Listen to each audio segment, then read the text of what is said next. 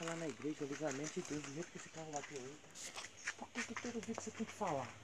Por que todo dia você tem que abrir a boca? Que bosta, mano.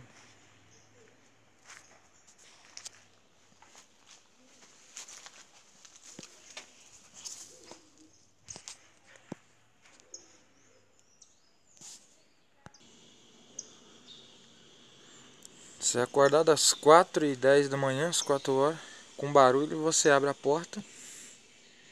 Aí você encontra isso no seu quintal. Você falou o que aconteceu. Imediatamente eu corri, tentei abrir a porta, achei que tinha alguém dentro. Não consegui. Tinha pedido para chamar a ambulância. Imaginei que poderia estar vazio, peguei uma lanterna, mas ao mesmo tempo com medo que poderia estar alguém, não sei, morto, machucado. Só que não tinha ninguém, graças a Deus.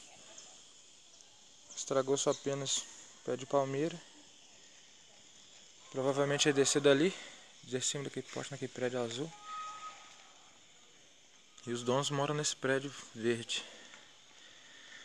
Chamei a viatura, fizeram a ocorrência, no entanto não houve danos a não ser esse pé de palmeira que custa uns R$100 e dano para o próprio dono do carro. E vai ter que tirar o carro daí, não vai arranhar mais.